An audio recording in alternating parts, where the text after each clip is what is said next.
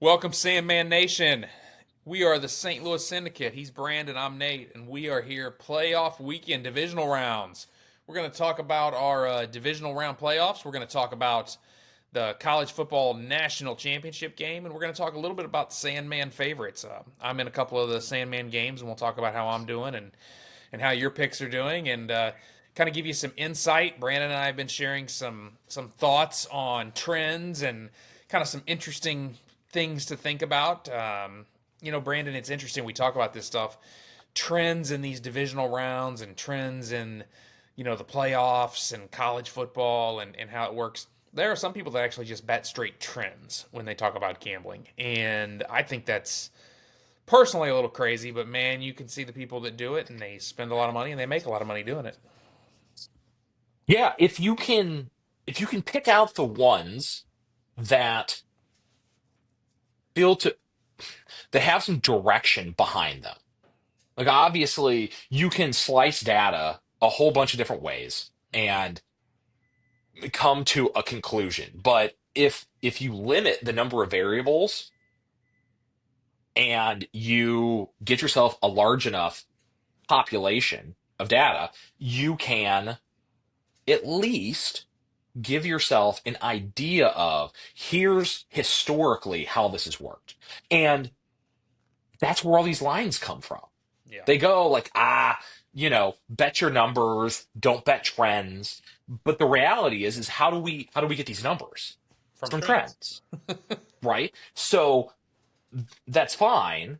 And, everybody has their own way of trying to get to, 54%, right? So that you overcome the VIG. But if you have trends that make logical sense, then they should weigh some amount for you. If you're going to buck a trend, you should have a really solid reason why you're going that direction. Absolutely. And I think we've got a couple cool trends we'll talk about here. We've got a few for the NFL playoffs. We're going to actually start in college. That game's on Sunday. We won't have a video before then. We got the NFL playoffs going on. We've got the college football national championship going. Ohio State and Notre Dame showed up, took care of business. Um, you know, I was thoroughly impressed with how Notre Dame handled their business, and Ohio State even made a larger statement, in my opinion. Yeah. Texas was, I don't know, Texas was shown to, I don't want to call them fraudulent, but you've been saying it all year. They really haven't beaten anybody, and Ohio State just pretty much agreed with you. I, I didn't think when it came down to it that yours had the magic to overcome a much better team. And it turns out that he didn't. And that Sawyer fella stamped it on the back of his head when he Yeah. stuffed him into the ground and took the ball from him. So it it's an impressive season. It's the first year. You show up to the SEC, and yeah, you're big bad Texas and everything, but like you went to a bigger conference and you snaked your way all the way through to the Final Four. Like that's a solid year stepping up in conference. But Ohio State just seems to be doing something that nobody has a way to solve. They're not being slowed down in any way. Well, So that's how because do they you haven't think played Notre Notre Dame's Dame. going to slow them down? Yeah, they haven't played Notre Dame yet. I mean, that's the problem, Yeah. right? They haven't ran into What's the the what's the appropriate path team. for Notre Dame to slow them down? I really think that the primary path for Notre Dame, right, is they're going to have to limit the opportunities to where it's third and short. They've got to get them in third and long. They've got to make them push, and they've got to be able to press up on these receivers in man to man, so that they can't rely on. They can actually pin their ears back defensively and go after the quarterback instead of relying on, oh God, it's third and four, and they're dynamic enough that they can actually run. This quarterback is pretty good for Ohio State. The problem that I see is that even Texas didn't really get to tee off on him. I mean, it was just constantly first and second down. They were gaining 6, 7 yards or just converting second downs for first downs. So they just felt like they were just moving the ball at will. I think Notre Dame's going to have to get them into some third and longs where don't have to respect the run as much and can pin their ears and get after him and get off the field. They get off the field, then they can try to lean on the running game. Ohio State's really good at stopping the running game. That is one thing that they've been really good at during this season. And Notre Dame's strength offensively has been traditionally get that running game. And as if you noticed in that game, Notre Dame struggled against Penn State. And until the running game got really going in the third quarter, they continued to struggle. So I see the path for Notre Dame to win the national championship is ball control, chew up first downs, and then you got to get off the field on third down. You can't let them convert, because then by late third quarter, early fourth quarter, and this happens in the NFL, it happens in college, the defense is tired. They're worn out. They haven't been able to get off the field and get a breather.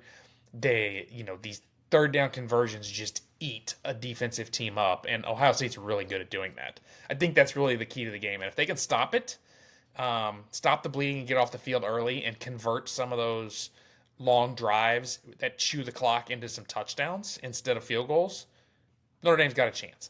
Because of that strategy, though, I think they cover the 8. I really think that strategy is going to keep them in the game. The only way that doesn't work is if Ohio State comes out and is winning 21-0 at the end of the first quarter, which that can happen when you play Ohio State. We've seen it happen. Yeah. So Yeah, I got burnt on it 3 weeks ago, 2 weeks ago, whenever. Like when I went like, oh, I think Oregon finally has earned me picking them, and then Ohio State just ransacked their life. And so, yeah, I unfortunately want to take Notre Dame, but Ohio State has pained me so much in the last couple of weeks that I don't know how to take the points and go like I think this is going to work out. yeah, So I I unfortunately just have to lean the Ohio State direction and go, I guess this is gonna go down. I think, from a pool standpoint, like I'm probably gonna take Notre Dame yeah. just under the assumption that most of the people ahead of me will probably go with Ohio State and kind of take the square run at it. And so I'll try to pick up some points that way, but We'll see how the line moves as it gets closer. If there's any injury that's a updates, good or point. That's a good we're point. still we're still 5 days out, so Yeah, there's this line could come down. If this line goes up to 9.5, definitely on Notre Dame. If it goes below 7, maybe that's going to be the magic number for Ohio State. Maybe right at 7 even for the push, but we'll see how that yeah, goes. that seems Um, fair. yeah, it'll be fun to watch. Interestingly enough, Notre Dame wins this thing. They don't have to share any of the $30 million prize. So there's nothing saying they're not walking up and down telling every player, "Hey, we've got a 100-man roster. Every one of you get 100,000." No, And that's a very interesting or wrinkle. everybody gets $50,000 or $20,000 Sure. as a if you win It's this game. that's everybody is kind of taking that the opposite direction. That like, hey, this is why this is built for Notre Dame, where I think that they actually need to go the other way. And these conferences need to probably go, we're not going to share this anymore. Yeah, Like you make it into the bracket and you make some money, it goes to your school. It doesn't get broken up between the whole conference yeah. and put them back on notice that hey, every team that goes and does this, just like it works in the NFL, like you don't win the Super Bowl and spread out money between the rest of your division or No, some, crazy shit like that. Like I, I think that yes, Notre Dame is in a good position this first year that even if they don't win this one, that they already won those last couple of games and have a nice chunk of cash oh there to go do some fun stuff with. yeah. Um, And they'll but continue to do that. They've always had money. Money's never been a problem for Notre Dame, right, but we're talking big dollars, man. There's yeah, some things you can do with that, and it's going to keep them from ever joining a conference. If they, this kind of stuff is making those priests that are running the show there. They like that. Yeah. Why not? Well, and why? Like, the, you haven't given in at this point. Like, you have a TV deal, you have plenty of recruits, you get a good coach. Like, why give in and join one of these conferences? Yeah. Like, you might as well be that outlier. So yeah, I take your, however many millions you can win by stacking up some wins through the bracket now, and just take that back to South Bend and invest in the team. Just one side note, and then we'll jump over to the NFL. Just a little shout out for us Midwesterners here. You know, I know it's not Missouri, but Indiana, Ohio, I mean, Sure. Michigan, Iowa, Quite nice. belt, right? I mean, I don't know what all these Floriders and New Yorkers and Texans and Californias and Washingtoners. What's wrong? Midwest seems to have a powerful, dominant football program right here, not just the South. No, no, it seemed like everybody showed up and did their job here the last couple of weeks. As much as, now Missouri being SEC country. Yeah. But I do love seeing some blue bloods from a little bit farther north making their way to the championship. I always used to laugh, and I mean, I think it's still relevant. I mean, who the hell is an 18-year-old boy that wants to go to South Bend, Indiana, for any reason? I mean, you've got lake effect, and you're not even close to the lake. It's the middle of nowhere in Indiana. I mean, I know I've been there. I mean, it's like Uh-huh. barren. And oh, the other team recruiting used Florida State. What? No, it's the tradition. That's all that it is, right? That's Like, it. you know, the southern teams get the upside of it's awesome here. Yeah, The weather's great. yeah, You don't have to walk to class or drive to class in snow, in the yeah, cold and wind, which is nice here most of the time. And these northern schools that can recruit, it's building up that tradition to go, we do it different here. Bring yourself up north, deal with the cold. We're gonna try to win championships. yeah, yeah. Awesome, awesome. All right, so let's talk a little bit. This is a Sandman podcast, kind of whatever we quick hit. I don't even know what they call us. St. Louis Syndicate quick hits. I've got a couple of things going on here. I'm in the rank 14 for the NFL and in the pick 9. And I'm not doing too bad. I'm hanging out middle of the pack for both. These are my teams. I thought I'd share them. I don't have any problem sharing them. If you're in it, you can go see what I've got. I've dropped Yeah. 53 points out there in my rank 14. Just wanted to see what you think on this strategy. The Chiefs and the Lions, I strategically placed them at some places here with the Lions. I originally was thinking the Lions were really powerful and strong. So I took the chance of not taking points in the wild card round, thinking they're going to get me 3 strong rounds in the division Yeah. and the Super Bowl. The Chiefs, even though they're in the division, I put them a little bit lower. That's more of where I would traditionally put a division round bye week player because I'm losing out on that first. I knew I wanted to get points out of the Ravens. I knew I wanted to get points out of the Eagles. And I knew I wanted to get points out of the Bills. But I just hated putting the Chiefs below the Bills. So I had some strategy there to think about. The Texans, the Commanders, and the Rams, all a little bit of surprise. You can see I have them to kind of intermixed it in there. I Yeah. struggled right between the Vikings and the Rams. I struggled with Commanders and the Bucks. The Texans, I just didn't feel like the Steelers, the Broncos, the Packers were going to move on. So I feel good that I'm heading into week 2 with all of my higher teams still intact. Yeah. This is you know, this, uh, I like how you've got yourself spread out here. It seems to be advantageous for the structure of it, as long as all of those teams that are lower down, Yep. the Rams, the Commanders, the Texans, don't win outright Yeah. this week. Yeah. That's where everybody got hosed on the college side, was there were a couple of guys that made the week 1 winners their top picks.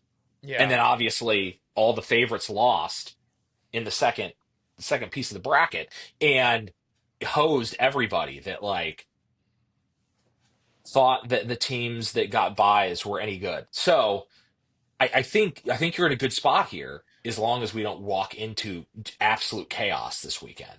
Well, I'm You're looking at really this set up going. well. I'm gonna have a 12 or a 10 advance. I know that, but I'm gonna lose a 12 or a 10. Um, Right. I'm gonna have, and personally, I just really feel like the Lions are gonna roll through this thing. I wouldn't have made them my top choice had I not. Right. So we're Yeah. gonna go with that. I feel fairly confident the Chiefs. I'm going to keep my 11 point intact with the Texans for at least another week. The Rams are kind of bonus. They're getting to play the Eagles. I had the Eagles probably hindsight. The Eagles are. You can tell I picked them before week 1 of the playoffs because I'm not on them right now. I'm a little disappointed with where I've got the Eagles sitting in this thing right now. But I also I can see struggled that. with having the Ravens, the Chiefs, and the Bills all in like 1, 2, 3 because that Uh-huh. can't happen. You've got to have two NFC teams. One of them's going to make the Super Bowl, and my bank was Lions or Eagles was going to make the Super Bowl. So Sure. I wanted a 14 or a 13 making the Super Bowl, and I had less confidence that it was going to be. It's either going to be the Ravens, the Chiefs, or the Bills going to make the Super Bowl. You've got to have two of your top five make the Super Bowl, preferably. No, that's good logic. Like So outside of like having multiple entries and cycling yeah, yeah, yeah, the lesser teams up towards the top, yeah. like this is the strategy, right? Because those five teams are the five teams that have like a legitimate chance of going to the Super Bowl. And they're speaking of that, they're in our top five power rankings too. Maybe not in that Right. exact order, but Well, they're I there. mean, yeah, no, that's what makes sense is that, not to, cheat on future content, but like the Rams for me are the one that could come out and beat the Eagles Yeah, and get by. But other than that, you know, the to me, the Ravens or the Chiefs are going to be in the Super Bowl. yeah. So you might as well have them up in the top four and then have two NFC teams up in the top four. And I, yeah, outside of It's just the pouring a bunch of logic, so cash, we'll see. yeah, yeah, no, I think you're exactly on the right side of We'll that. see, right? You never know how it's going to play out. A lot of this stuff takes a lot of luck in. You just do your best guessing. The pick nine's fun. I enjoy that too because a little bit of a fantasy perspective. I know you're not as much on the fantasy side. I tried to limit my touches with guys that were going to be not in the wild card round because you're going to get off to a good start. I did pick Yeah. two Lions with Amon Ra and Gibbs. You had some interesting news with Montgomery coming back. That might take some touches away from Gibbs. It could take goal line touches, but Gibbs finished so hot at the end of the season that I felt like I needed him in there. I probably could have gone somewhere different though if I'd have known Montgomery was going to be back and getting carries. Yeah, Montgomery came off the injury report today. That's an So interesting thing. he's a full like I still like the Gibbs pick. Obviously, if Detroit was going to have to play in the wild card round, it there would have been more equity there.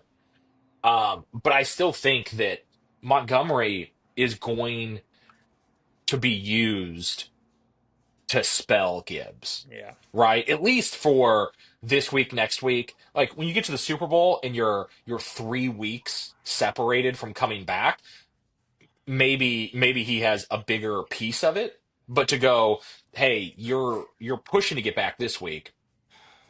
You probably should have came back next week if it Yeah. wasn't the playoffs. I bet, yeah, you may get vultured a little bit on the goal line stuff, but I think Gibbs ends up getting 80% of the touches this Yeah. week. Yeah. I think You that know, the alternative here, and this is where it would have been a real positive, is if I played Barkley. I was a little hesitant on Barkley because I didn't know how long they were going to last, right? right. I Uh-huh. thought maybe the division round is kind of where I see them cashing out, and reluctantly enough, I feel like the strategy to beat the Eagles is to stop Barkley. So even if the Eagles advance, there's a chance that teams are keying on stopping the one guy you need to score Uh-huh. points in a fantasy league. So I felt like that may have not been the best play to just bank all of my horses on him. But anyway, so this is where I sit. We're at 102. We'll kind of monitor this over next week and see what comes up. Yeah. That'll be a fun one. Something different. We'll see. I'm about middle of the pack on both. Nothing Nothing too crazy. So here's our final topics of the day, our top five. We kind of touched on that little sleeper giveaway or a little sneak peek. Lions, Yeah. Chiefs, they didn't play. They couldn't go up or down, in my opinion. The Ravens were very dominant, right? We both agreed the Ravens moved up to the third hole to replace the Bills. The Bills slid down one. Eagles are staying in there in the top five, though I wasn't as impressed with their win. No, no, I would agree. It would be hard to go, I'm going to take the Rams and slide them up there because their defense is so young and, you know, Cup might be way older than we think he is and, that whole thing. But, man, that's that game that I'm just staring at going, if you like the +6 with the Hmm. Rams, probably worth going and finding some money line and putting some numbers on it because I'm just not a Jalen Hurts guy. Yeah. I respect the defense, um, but him and Sirianni's just kind of a goober. Uh, and You've been on him all year. You've been all yeah, year. well, I'm on him all the time because you know if you're only going to talk shit when you're winning, like that's yeah, that's some behavior that needs to get stamped out at a certain point. So the thing where it's just like I'm gonna scream at opposing fans and stuff like that when we're up 20, but like half the time when we get down to end of game scenarios, I'm gonna mismanage timeouts and play clocks and stuff like that. Like I don't know, I'd probably just be quieter if I hadn't Yeah. locked down that end of game scenario yet. But I mean, look, he's been fairly successful and the defense is a real problem. Like they I don't see Stafford like evaporating, but they may cause some like real problems. Yeah. So, that six may end up being short. If Saquon can get rolling and their defense just gets in the way. I like the Rams. But hey, let's talk about a couple trends. I think some trends will help us here, right? We all look at the lines. We know the lines, Yeah. what they are, right? 10's a big line, 8.5's a big line. Baltimore Buffalo is going to be tough. We're going to talk about that towards the end because we got some thoughts on that. The Rams kind of make sense. We've touched on. So here's some interesting trends. Now I took this from VSIN, copyright infringement. I did not do this work myself. So what I'm reading you is not my work. We want to make sure that's known. But I think it's interesting to talk about. So we're going to do that. The, Absolutely. in the divisional playoff, these are trends in divisional playoff. The outright winner of the game has a 37-12 against the spread mark, which is 75% success rate. And that's over the last 50 divisional games. So earlier you were talking about it's got to have a good sample. 50 Yeah. divisional games, that's a pretty good sampling, right? That's several years. Yeah. We're 37 staring at and 12 12, years there. 75%. You were just saying earlier, right? You need what, 51, Uh-huh. 5, or 52 to beat the VIG, right? So Yeah. 75% of the time. The team that wins the divisional game also covers the spread. That's tremendous when you look at this. Because if you think the Rams are going to win outright, they're definitely going to cover +6. But if you think the Lions and the Chiefs are going to win, then you're saying there's no backdoor cover. Yeah. You had a Yeah. philosophy on that. Tell me what your thought was on that. Well, to me, the logic follows that nobody takes their foot off the gas when we get to the playoffs, other than Minnesota. Uh, Minnesota took their foot off the gas last Yep. week. Yep. That was wild. But most of the time, your team is playing through the whistle, right? So the when you have a regular season game, the winning team's just trying to win. They try to keep everybody healthy, try to get to the next week. When you get into the playoffs, you can't risk somebody closing the door on you. Right. So you keep pushing.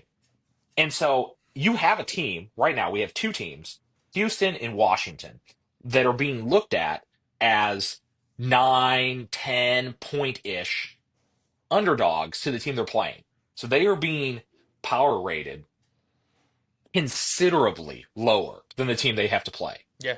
And so we go, hey, Kansas City gets up, Detroit gets up double digits. What's the risk of that backdoor cover? Houston and Washington have to keep pushing. Kansas City and Detroit have to keep pushing because they can't have, oh, you got a backdoor cover and then you got the ball back and now you have a shot at winning this game that sends us home. So I feel like the disparity in the teams gets amplified by going, hey, we get up by double digits. You're going to have to start throwing the ball a bunch, taking risks, and you're the worst team. So either you get lucky and you catch all the way up, Oh yeah. or the door gets slammed in your face And and you end up exasperating the fact that you're already losing. well, in the last 50 divisional games, it's been slammed in their face 75% of the time. Yeah, So exactly. Or the team caught up and won, yeah, or they caught up and won. right? Because this covers the underdogs. That That's that right. like, hey, if an underdog covers, they most of the time end up winning. Which So, goes to your point of if you like the Rams, find the money line. uh-huh, right. Find the money line. So you stare at that thing where, you know, as much fun as the playoffs are, there are usually the same thing we've been talking about with college all year. There are four good teams, and then we're screwing around with eight other teams. You got the same thing in the NFL. You got four good teams, right? I would posit that Kansas City, Detroit, Baltimore, and Buffalo are the four good teams. If you go back and Everybody look at our else list, I mean, it's been is, pretty much those four every. yeah, Baltimore fell down for a while because they looked like they were screwing up managing their game. Yeah. And then they figured it out the last 2 months and have just been keeping their foot on people's throats. Yeah. No, absolutely agree. So that's fascinating, right? That's a trend that we want to watch. Here's an interesting trend for you trend people, just to show how this works. Last week, right, the trend was outright winners were covering against the spread at a clip of 86% in wild card games. That held true to a score of 6-0 against the spread in this past week. So it's still maintaining, right? I Yeah. mean, that was a 100% clip. That doesn't happen very often. Those are some big, No win, but not cover. yeah. Like, So it holds to your theory of it's there's not we're going to stop and regroup. We've got next week. It's put your foot down and go. yeah. And In the the best fun, coaches know how to do that. yeah. Yeah. And the fun is that all year you play these pools, you bet in the open market, and you go, hey, we got to power rank these teams. And when they're laying too many points, you got to go try to grab the other side. And, all 18 weeks, you think about that in normal years, this year has been a mess all the way through. Oh But yeah, in normal years, it comes back to underdogs and unders. And yeah, that's where you focus your availability to win. But when you get to the playoffs, it flips. And you go, the better team is going to figure out a way to get through this. And if they're the favorite, let's go ahead and lay the points. It seems like you get this distilled version of gambling where the balance is everybody who's not believing in the way that we've power ranked teams all year and going, it's just too many points. I'm going to grab the other side. And that's what keeps us in balance. because that's what happens during the regular season. Teams will check in Yeah, because they've got next week, and right. but that's also how we've been trained. Pavlov's theory. This is how this Hmm. stuff works. But apparently, when you look at trends, that's not how it works in the playoffs. So you got to think about it No? differently. So here's something Yeah. else to think about differently. And of course, anybody who's listening to us, which there's all five of you, I want you to think about this. the five of you that are listening to us, you can find any trend you want and make it say what you want. These are just a few that we found interesting.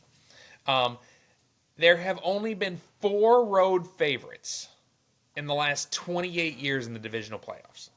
Four times in 28 years have there only been four road favorites. That actually happens right now. Baltimore's a -1 favorite. Here's what happened.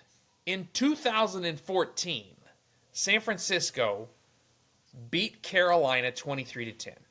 That was probably when Kerry Collins was a quarterback. It was an unfair advantage, and Kerry Collins had no business being there. They probably eked into the playoffs with a 7-7 record, and of course, the road team was going to be the favorite. Whatever. Long story short, is the other three lost outright and against the spread. So this does not point well for Baltimore. Now, granted, it's a small favorite. Uh-huh. Baltimore is And it could flip back. it's a different kind of team, and trends are what they are. They're trends. But if you believe that 75% of the teams are going to cover, then because we just talked about that trend, and you think that Baltimore cannot be one of them, that Buffalo has to be, then which one of the other three are not going to cover? Right. Is that going to be Washington, Detroit, Houston, Kansas City, or Los Angeles, Philly? Well, we both kind of agree we like Los Angeles, which will be one of the covers. So now that navigates us down to Washington, Detroit, and Houston, Kansas City. And I think, Brandon, after talking with you about this, my side of this is, as much as I hate to say it, and I can tell you this, I'm probably going to play on Kansas City this weekend. I'm probably going to play. I probably am not going to put a lot of points on them, but I think Kansas City is your classic team that wins but doesn't cover. Just Yeah. it could be because they have had 3 weeks off. It could be because they just only care about winning the Super Bowl. It's because defensively they keep them close. It's a bend don't break strategy. Anything you want to call it. I actually Right. feel then that becomes more of the story when you look at this. If you think Baltimore's not going to do it, now if you think Baltimore's going to do it, then there's your, Yeah. that bucks No, all the that trends, and and that's trends where mean I'm nothing. at. Is that, I think Lamar is inevitable. And this has to be the game because I don't think either one of these teams gets by Kansas City when it comes down to it. So I think this has to be the game that one of these two quarterbacks um, does something for themselves. And I I don't see where Buffalo's defense is built to make this Baltimore offense fall apart. Yeah, I I think they now, one of the things that is worrisome about it is the over under is at 51 and a half. And that's basically impossible to get to if Baltimore is going to run the ball 50 times again. And if I was Baltimore, that's what I'd be looking to do. So, why is the over under so high? Is it just because that's where people are willing to bet it? Or do they know something that like we're not taking into account? And so that's the question is that like if we really play a 52, 53, 54 point game, does that mean Allen goes crazy? That's the one thing that worries me. But I'm going to be on the side of Lamar. I think they have figured out the things that they need to figure out. I think that Henry is about as healthy as you can take a 31-year-old running back, if I'm not mistaken, yeah, and and and have him in the divisional round of the playoffs. yeah. And I don't know what you do with those two guys, you know. So that's where I end up landing. But that does buck that trend, Hmm. and then it puts it at theoretically, Kansas City, Detroit, the Rams winning and covering. Yeah. Yeah. If we kind of, work it into taking into account these different trends. Yeah. Well, so there's some information. Trends are what they are. That those are just a couple that we found interesting. Um, Right.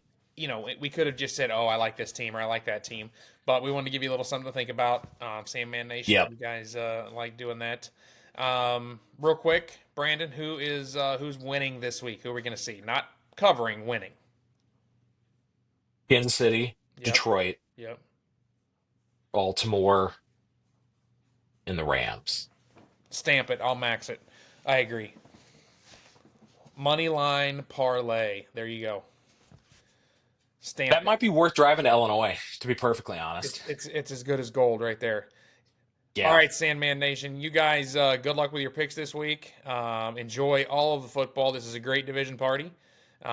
We will see you on Monday, Inauguration Day. College football championship. Man, it's going to be a great day. absolutely. I know that there's going to be some presidential candidates and vice presidential candidates hanging around watching the college football game at all the balls and the galas that they're dancing on January 20th. So as the Absolutely. nation celebrates, we'll watch Notre Dame ride victoriously on the Four Horsemen. Hey, here's hoping. All Put right. Ohio State back in their place. Yes, always put Ohio State back in their place. I know Beerman will like that. We're the St. Louis Syndicate. He's Brandon. I'm Nate. You guys have a good one. Cheers.